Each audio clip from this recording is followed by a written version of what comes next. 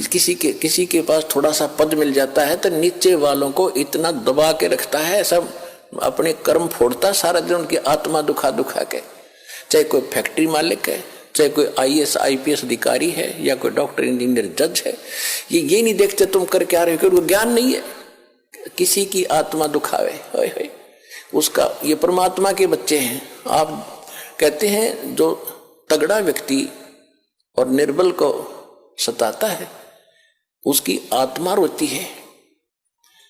आत्मा रोती है क्योंकि वो मुकाबला तो कर ही नहीं सकता किसी भी तरीके से। ताकतवर मीन जैसे कोई पद की ताकत है, पोस्ट की ताकत है, या वैसे अपने कोई घर कबीले में घने व्यक्ति हो जाए उनकी ताकत है, स्वयं बलशाली है।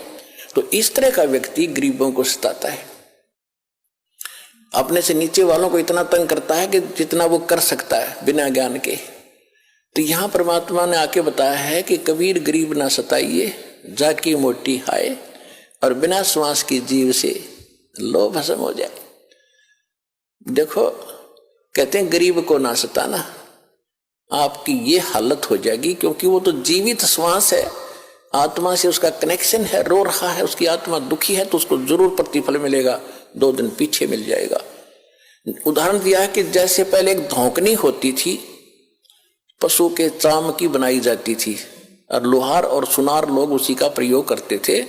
उसमें ऐसे एक हैंडल सा लगा लेते थे, उसको पकड़ के ऐसे करते थे, आगे उसका एक छोटा सा सुराख होता था उस चमड़े में, और वहीं से वो हवा लेती थी और फिर ऐसे छोड़ते थे, वो हवा फूंक मारती थी अग्नि में, ऐरन में, जहां पर लोहे को गर्म किया जाता था, पिघलाया जाता था।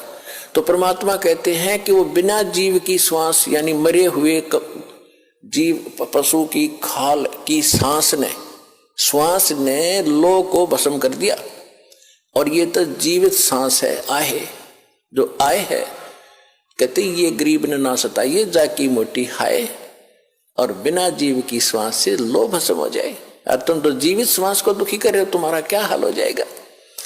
तो इस काल ने हमें न्यों भी आप एक दूसरे के साथ अपने कर्म बिगाड़ने के लिए सिस्टम पूरा फिट कर रखा है कि इनकी बिरान माटी कर दूं, और फिर ये अपने वो एक दूसरे का किया कर्म यहाँ भोगते रहे और आजीवन दुख पाते रहे।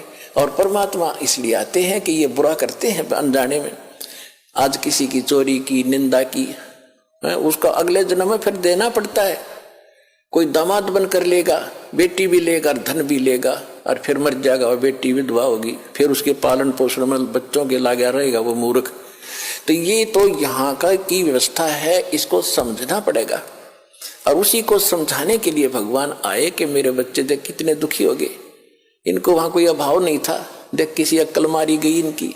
तो जिस माता पिता के बालक बिगड़ जाए किसी कारण से भी, उसको चैन नहीं पड़ता जब तक उसकी पार बसाओगे। उन्होंने सोचेगा ये कभी सुधरे और वापस आ जा, और फिर मैं सीने से लगा लूं, इनको सारी संपत्ति दे दूं, मैंने क्या करना है। तो वो हमारा पिता है। हम गलत आदमी इस काल के आके फंस गए। ये गंदा आदमी है, ये कति झूठा कपटी, हर तरह से हमें मूर्ख बनाकर यहाँ पर फांस रहा है। इसको श्राप लगा 1 लाख मनुष्य शरीरधारी प्राणियों का आहार करने का। इसलिए हमें पाल रहा है, अपने स्वार्थ सारी बुराइयां करवाता है। आप देखते हो बीड़ी, शराब, तंबाकू, फीम, सुल्फा, भुक्की, ये खाने की चीज है, मांस, ये खिलाता है ताकि इसका टेस्ट बने।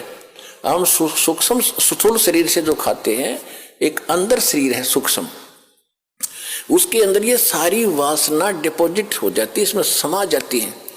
कुछ अधिक आहार तो लग जाता है शरीर के पोषण में, स्थूल के, शेष जो वासना है उसका टेस्ट होता है, वो अंदर जाता है, समाता है जीव के माध्यम से। और फिर इनको ये कवर तो ऊपर रह जाता है, यही छोड़ जाते हैं। सूक्ष्म शरीर जब जाता है मनुष्य का, एजडित रहता है, जब तक दूसरे प्राणी में नहीं जाता ये सूक्ष्म शरीर एजडित होगा। तो ये तो ऐसा है जैसे सर्प कांचली छोड़ जाता है और सर्प अलग होता है। तो हम तो उस कांचली की क्रियाक्रम में लगे रहते हैं। यहाँ पर कभी गंगा ठा के ले जाएंगे, कभी कितब कर्म कराएंगे, वो सांप तो जा चुका है, वो तो है नहीं इसमें।